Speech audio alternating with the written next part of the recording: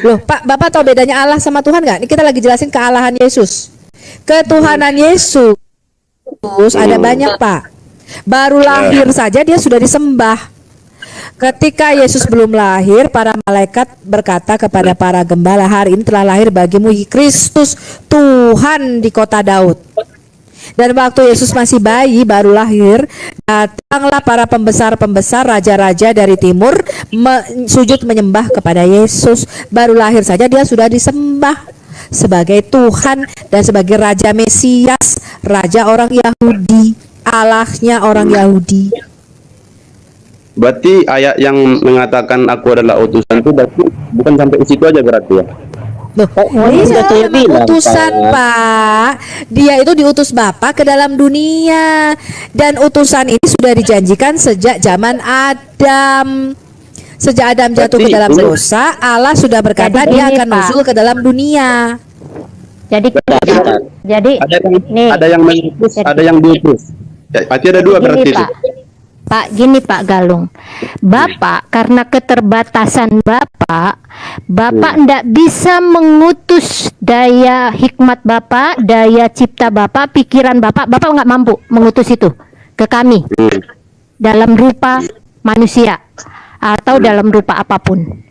Tetapi Allah kami itu adalah Maha Kuasa, jadi Dia sangat-sangat mampu mengutus firman-Nya, logosnya. Berarti mengutus kepada dirinya. Kita. Oh iya, sangat. Itu udah jelas logos itu ya di dalam diri Allah itu sendiri. Berarti gini ya. Makanya dikatakan di dalam, sebentar Pak Galung. Di dalam Alkitab kami, Yahweh itu memang akan usul ke dalam dunia. Bapak baca Yesaya 40 ayat 3. Yahweh akan turun ke dalam dunia. Ya. Dan kedatangan Yahweh ke dalam dunia sebagai manusia itu didahului oleh seorang utusan namanya Yohanes Pembaptis. Itu ada di dalam tercatat dalam Alkitab kami. Makanya sebelum Yesus lahir ke dalam dunia, malaikat Gabriel datang lebih dulu kepada Zakaria. Ya? Berarti yang mengutus sama yang diutus satu ya? Iya, namanya Yahweh. Makanya kan Yahweh mengutus firman-Nya.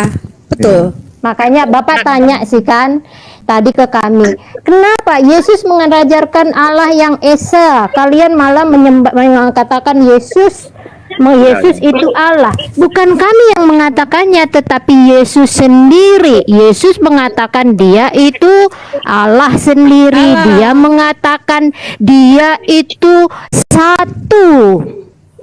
Dia dan Bapa satu. Jadi ada banyak. Jadi ada banyak sekali. Yesus mengatakan, barang siapa melihat aku, dia melihat Allah. Banyak. Itulah sebabnya Pak, di dalam Alkitab kami, alasan Yesus Kristus disalibkan adalah penghujatan. Yesus itu disalibkan karena dia mengakui dia Allah. Dia menyetarakan dirinya dengan Allah. Itu ya. Yesus hendak dilempari batu, hendak ya. Bukan karena perbuatan baiknya Yesus, tetapi karena dia mengaku sebagai Allah. Banyak sekali Pak, ketika dia mengampuni.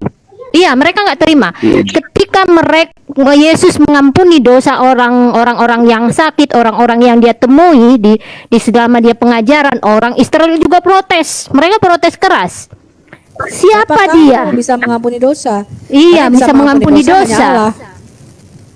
Iya Pak, jadi ketika Bapak bilang, kenapa orang Kristen menuhankan Yesus? Kenapa orang Kristen menganggap Yesus Allah? Karena Yesus sendiri yang mengatakannya dari mulut dia sendiri. Gitu. Dia mengatakan dia satu dengan Bapa. Dia mengatakan sejak dunia ini belum dijadikan, dia sudah ada di dalam kemuliaan Bapa. Berarti Yesus itu Allah. Iya jelas. Gimana sih? Kenapa dia turun ke bumi? Oke, pertanyaan dasar aja. Aku kan udah bilang tadi. Aduh, nggak masukin dari tadi. Pelan-pelan ya. Saya jelaskan sama Bapak, nanti tambah Miss Esther. Makanya kamu itu hanya, kalau saya ibaratkan film, kalian itu hanya baca Quran, itu episode terakhir. Ya, ibarat kalau film ada drama Korea nih 10 episode, lu cuma lihat episode 10, episode 1 sampai 9 lu kagak pernah lihat. Makanya lu bingung, kenapa ya Tuhan harus jadi manusia ya? Kenapa penebusan harus di kayu salib ya? Kenapa Yesus harus menebus dosa gue? Semua pertanyaan itu akan terjawab kalau Bapak membaca kitab Taurat Musa. Semuanya sudah dinubuatkan di dalam kitab Taurat, kitab para nabi, dan kitab Mazmur. Makanya Yesus berkata, jikalau kamu tidak percaya apa yang ditulis oleh Musa, maka kamu juga tidak akan percaya apa yang akan kukatakan. Makanya setelah Yesus bangkit dari antara orang mati, Lukas 24 ayat 44 sampai 45, Yesus berkata, haruslah digenapi semua yang tertulis tentang aku, mulai dari kitab Taurat Musa, kitab para nabi, dan kitab Mazmur, bahwa Mesias harus menderita, mati, dan bangkit pada hari yang ketiga. Benar nggak teman-teman? Betul. Betul. Berarti yang Makanya mengutus baca Pak dia, kitab Taurat. yang Bapak kalau nggak baca mengutus kitab dia, Taurat jadi begini deh.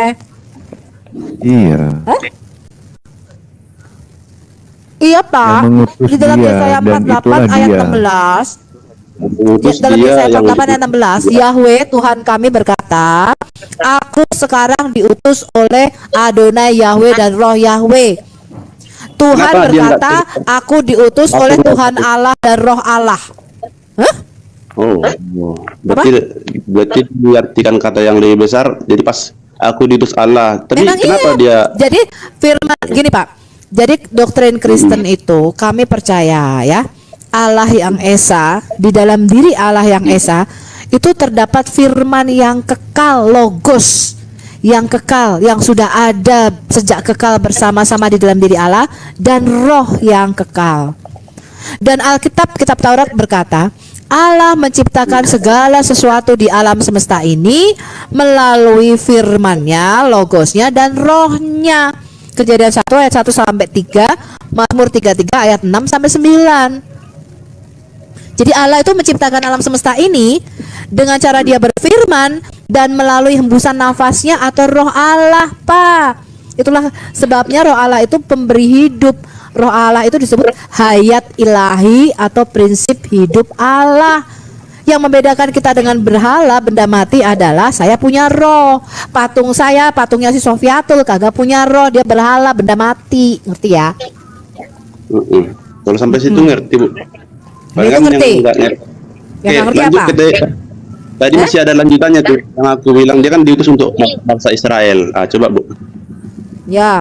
Misi Yesus yang pertama ketika dia menampakkan diri kepada Israel, kan yang mendapat janji kedatangan Mesias itu hanya orang Israel, Pak. Yang pegang kitab itu hanya orang Israel, hanya orang Yahudi. Bapak Ya. ngerti gak itu? Yesus berkata Ya. keselamatan datang dari bangsa Yahudi. Sehingga waktu dia menampakkan diri kepada Israel, dia menyatakan dia Mesias, dia datang dari atas, dia mengampuni dosa, dia datang untuk mati, dan dia datang untuk bangkit pada hari yang ketiga.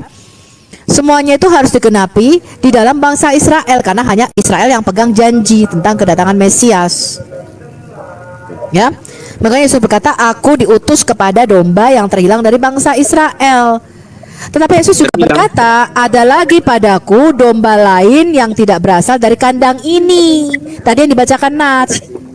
Mereka juga harus kugembalakan dengan satu kawanan dan satu gembala. Siapa itu? Ya dari bangsa-bangsa lain. Dan ketika Yesus melayani sebagai manusia di dunia ini, dia punya ring 1, 12 murid, itu diutus kepada bangsa Israel. Kemudian ring 2, 70 murid, itu diutus kepada bangsa-bangsa lain, Pak. Ngerti ya? Dan ketika Yesus sudah bangkit dari antara orang mati, dia sudah menang dari dosa, dari maut. Maka Yesus berkata, sekarang berita atau kabar baik tentang Injil keselamatan ini harus diberitakan kepada segala bangsa. Begitu loh, Pak, ya? Ngerti nggak? Masalah ayat tadi aku diutus untuk bangsa Israel, berarti nggak putus sampai situ ya? Iya, makanya jangan Putus sampai situ, sepotong-sepotong Pak. Pak. Bacanya tuh Bacanya jangan lanjut. sepotong. Dia kan Yesus berkata, ada lagi domba lain padaku yang bukan dari kandang ini, maksudnya bukan dari bangsa Israel, ya? di dalam hari-hari kemudian ada lagi perintah-perintah selanjutnya. Oh, kan murid-murid Yesus Kristen nih. Kristen apa gimana tuh? Murid-murid Yesus tuh. Murid Yesus itu pertama kali disebut pengikut jalan lurus. Mereka percaya kepada Mesias, yaitu Yesus. Berarti dia menyembah yang di depan dia. Kita kan pergi ke depan, berjalan sama-sama nih. Dia berdoa untuk menyembah yang di depan dia itu gitu. Iya, Apa itu? ketika Yesus bangkit dari antara orang mati, dia mau naik ke surga, para murid menyembahnya. Bapak baca dong. Lukas 24, Bapak baca Matius 28. Para murid Yesus menyembah Yesus. Pas hidupnya Yesus, hidupnya Yesus. murid-muridnya tidak bisa menyembah dia. Menyembah, Pak. Waktu Yesus meredakan angin badai, angin ribut, Yesus berjalan di atas laut. Ketika Yesus sampai ke kapal, murid-muridnya sujud menyembah kepada Yesus dan mengakui, sungguh engkau anak Allah. Bahkan para orang-orang yang kerasukan setan juga sujud kepada Yesus, Pak. Mereka menyembah Yesus. Iya, dan waktu Yesus lahir kan juga jadi disembah oleh orang-orang Majus dan para malaikat. Orang Majus, betul. Para malaikat juga sujud menyembah kepada Yesus. Ibrani 1 ayat 6. Ketika Bapa membawa anaknya yang sulung ke dalam dunia, dia berkata bahwa seluruh malaikat harus sujud menyembah kepada Yesus. Berarti Yesus itu sejak lahir udah ada yang menuhankan dia berarti ya? Tidak menuhankan Yesus. Belum lahir Tuhan aja dari sudah sejak Tuhan dia. kekekalan. Iya. Tadi Dia udah Tuhan, bukan dituhankan. Apa tuh? Gimana sih?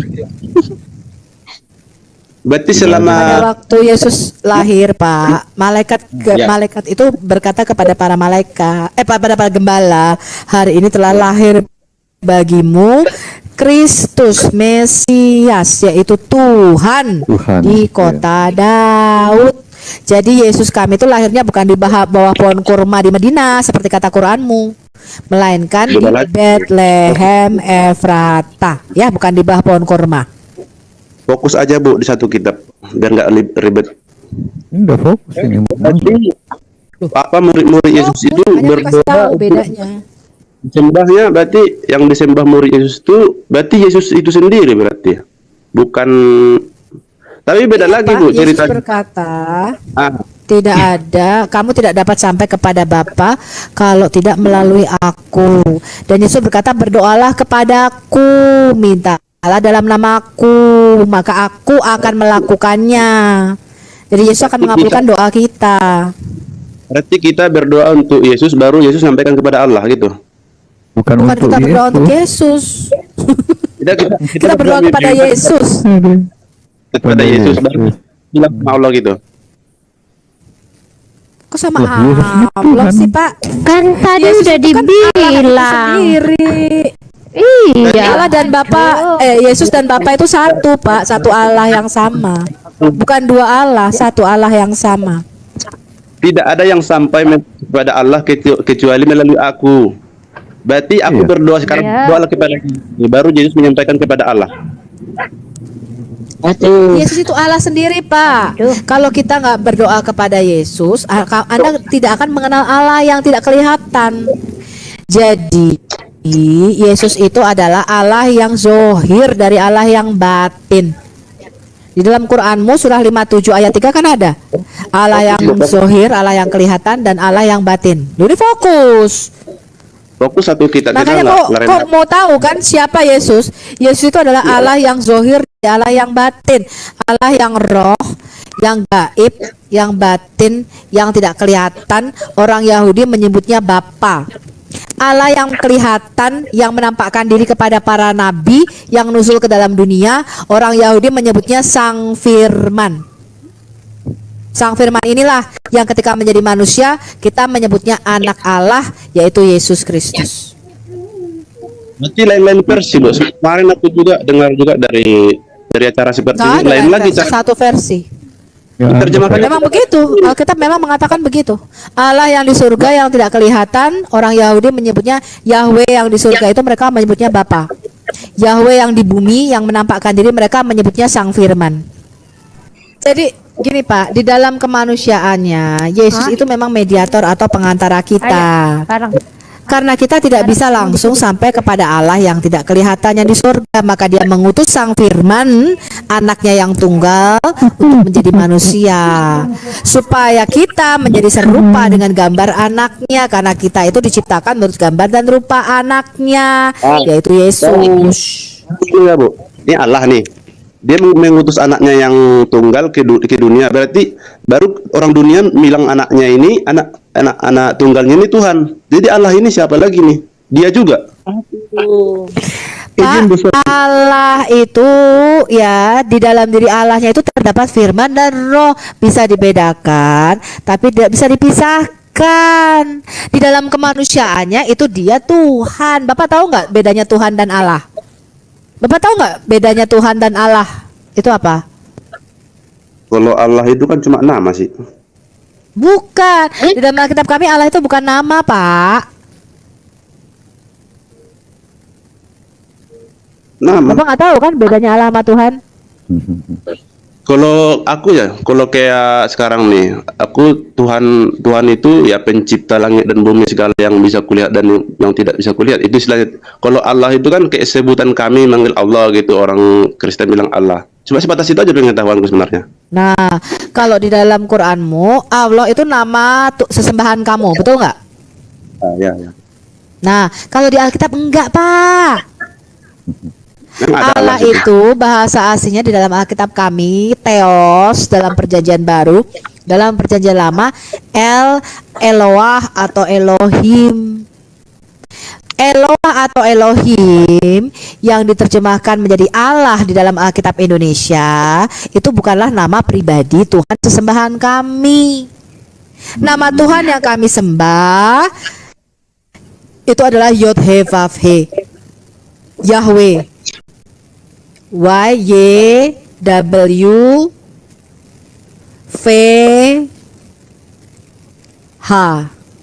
Yahweh, Yehova.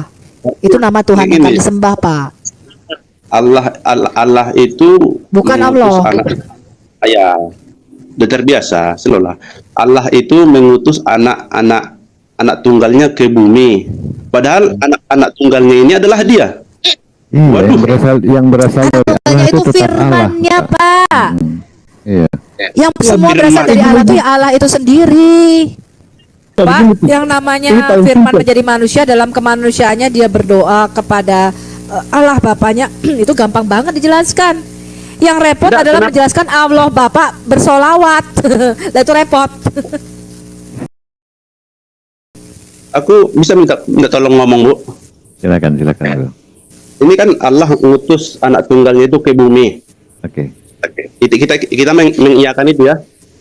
lanjut. Baru betul apa yang disampaikan utusannya di bumi. Aku diutus. Berarti kan dia juga ngaku juga diutus gitu. Oke, terus. Berarti Betul, Pak. Orang Kristen itu tidak ada yang percaya Yesus itu utusan Allah, tetapi natur dia bukan dari manusia. Dia itu anak Allah, sang firman Allah yang diutus ke bumi. Ngerti ya? Beda. Iya, tadi sama Rasul Mentok di situ. Dia tadi di situ. Ada Ya Allah. pembenaran. Itu. Berarti ada dua dong Tuhannya. Ini yang Iya. ngomongnya Kan Ini, balik bro. lagi ke situ. Bro, Kita muter-muter di situ.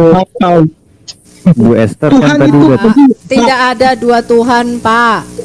Baca 1 Korintus 8 ayat 6. Rasul Paulus berkata, bagi kita hanya ada satu Allah saja, yaitu Bapa, yang daripadanya berasal segala sesuatu, dan yang untuk Dia kita hidup. Ya. Kita ke Dan logika bagi aja. kita hanya ada satu Tuhan saja, yaitu Yesus Kristus, yang olehnya segala sesuatu diciptakan dan yang karena Dia kita hidup. Jelas ya? logika aja. Masa yang mengutus sama yang diutus sama? gini bro. Iya, Tadi satu hakikat. Bu Memang Esther satu sudah. hakikat. Oke, sebentar bro. Disuruh aku dibaca itu nggak nyambung sama aku tuh. Tapi kalau kita mendomikan sama kayak ibu, Pak, lupa orang awam. Yang sama itu apanya?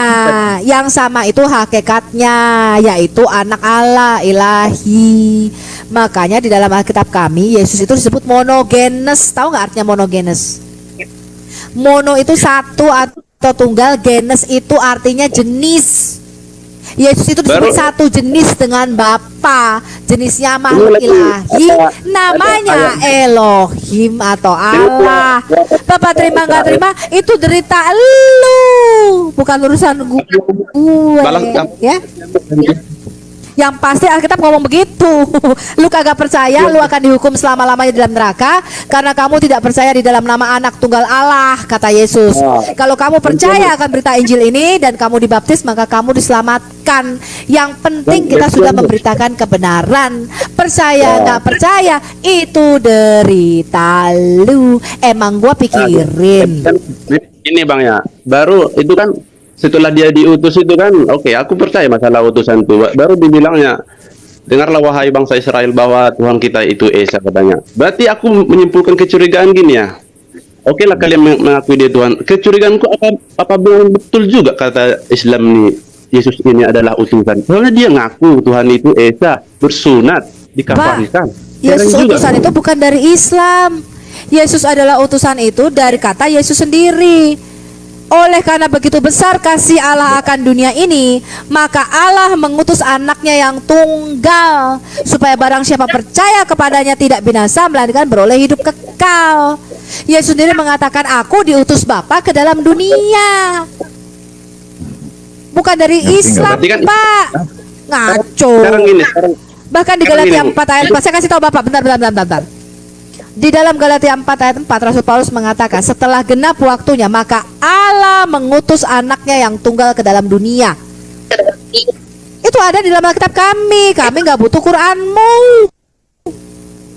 Nah, betul itu. Kita itu memakai Quranmu supaya kamu menggunakan jembatan analogi. Karena kalian setengah dibagi seperempat aja nggak tahu. Makanya kita pakai jembatan analogi supaya kamu mudah mengerti bagaimana Allah Israel yang kami sembah. Pak, Allah Abraham, Ishak dan Yakub, Allah Israel kami itu beda dengan Tuhan negeri Mekahmu. Kalau Tuhan negeri Mekahmu itu turun tiap sepertiga malam. Kalau dia turun, dia nggak ada di surga. Kalau dia di atas arsy, dia nggak ada di bumi. Itu Allahmu. Allahmu itu nggak omnipresent, tidak maha hadir. Tapi Allah Israel itu maha hadir, Pak. Allah Israel itu ada di surga sekaligus ada di bumi. Bapak baca Kejadian 19 ayat 24 kitab Taurat Musa. Tuhan yang ada di bumi, yang lagi duduk makan bersama-sama dengan Abraham, menurunkan hujan api dan belerang dari Tuhan yang ada di langit. Itu ada di dalam Alkitab kami, Pak. Makanya Bapak baca kitab Taurat Musa, ya. Jadi di dalam Alkitab kami, Tuhan itu maha hadir. Dia di surga sekaligus di bumi, sekaligus di dalam hati kita. Allah yang di surga, orang Yahudi menyebutnya Bapa. Allah yang bersama kita, orang Yahudi menyebutnya Immanuel atau Sang Firman. Allah yang di dalam kita, orang Yahudi menyebutnya Roh Kudus. Oke, itu udah saya pahami tadi, Bu. Jadi kan ini kan kesimpulannya. Bapak nggak paham. Bapak tetap tanya, kalau Yesus itu Allah di bumi, kenapa dia berdoa kepada Allah yang di surga? Bapak nggak paham itu. Dan muter-muter. Bapak nggak paham. Saya nggak paham. Saya tidak paham dengan pemahaman Ibu, tapi saya pemahaman saya berarti Yesus itu ngaku sebagai utusan, berdoa sama Allah. Aduh, dari kemarin udah dijelasin. Beda sama itu. gini loh, Pak. Betul yang kami Beda yakini sama itu. malaikat sama iblis. Ketika dia ada di Jakarta, dia nggak ada di Palembang. Itu iblis, dia nggak bisa, dia tidak maha hadir. Ya, dia harus berpindah dari satu tempat ke tempat lainnya. Iblis itu nggak maha hadir, Pak. Ya, roh-roh jahat itu tidak maha hadir. Tapi Allah itu beda, Pak. Allah kami itu memenuhi seluruh alam semesta ini. Maka Daud di dalam Mazmur 139 berkata, kemanakah aku akan pergi menjauhi rohmu? Kalau aku naik ke langit, engkau ada di sana. Aku turun ke dunia orang mati, engkau ada di sana. Aku turun ke dalam lautan, engkau ada di sana. Aku terbang dengan sayap fajar ke ujung bumi, engkau ada di sana. Allah kami itu memenuhi alam semesta. Kalau Allah Bapa enggak. Allah Bapa itu adanya di atas arsy. Boleh gantian, Bu? Boleh gantian? Bapak nggak paham. Nggak paham. Mau ngomong apa? Nggak banyak. Mau ngomong apa? Mau ngomong apa? Kayak aku pribadi lah, kayak yang diajarkan sama aku kan, aku berani bersumpah berdoa dengan menyebut nama Allah. Tuhannya Adam, Tuhannya Nuh, Jangan pakai nama Allah deh, Pak, kalau bersumpah. Allah aja bersumpah Pakai demi nama buah zaitun. Allah mau aja Allah. bersumpah demi kuda yang berlari terengah-engah. Bapak itu hanya perlu bersumpah demi pohon jeruk sama pohon mangga. Allah mau aja bersumpah demi buah zaitun. Ngapain Bapak bersumpah demi nama Allah? hanya kan nggak ngerti, Bu. Allahmu tuh Boleh, pagi, siang, malam tuh sumpah mulu ya. Terus Allahmu Tuan. bersumpah demi Bukit Sinai, dan Allahmu bersumpah demi kuda perang yang berlari kencang dengan terengah-engah. Boleh gantian? Kenapa tuh Allahmu bisa bersumpah demi kuda? Boleh gantian? Nah, itu yang ibu apa tadi tuh yang ibu utarakan semua itu saya yakini itu, Bu, karena udah disampaikan sama aku. Tapi kalau ibu tidak percaya kan itu hak ibu. Jadi ini Kamu kepercayaan tahu ini nggak saya kenapa di dalam Quran Allahmu bersumpah demi kuda, demi buah tin, buah zaitun, demi pagi, demi malam, demi siang, demi bintang, demi matahari, demi umurnya Muhammad, demi nama bapak dan anak. Kamu tahu nggak kenapa banyak kali Allahmu bersumpah di dalam Quran? untuk belajar masalah Alkitab malah tiba-tiba kok lari semua, entah kemana arahnya Allah ini. Aku mau tahu tentang Kristen kok malah kayak menghujat, tidak jelas. Iya, aku tanya kenapa Allahmu bersumpah demi kuda berlari terengah-engah. Aku bertanya-tanya masalah Alkitab. Kita tadi itu mulai berangkat dari katanya meluruskan. Jangan lupa itu. Sudah lewat. Meluruskan, dan kita sudah menemukan belum yang jawab. namanya meluruskan ini ternyata membengkokkan. Jadi sebenarnya bukan meluruskan. Udah gantian dulu deh, di bawah ada berapa banyak, masih ada yang ngantri kayaknya Bu Sofi. Iya, udah Nah, 2 jam ganti ibu dulu ya. Sofinya. Dari tadi cuma mentok di Ya, situ. Iya, udah iya. kita Udah udah ada inilah. penumpang. Oke, udah ya. Terima kasih ya Bang Galung Parholong untuk bertanya. Nanti lain kali tanya lagi ya. Oke? Bye bye. Iya, udah Kau 2 pikirin jam ya ya. tadi apa yang kita Udah ada pengembangan. bicarakan ya.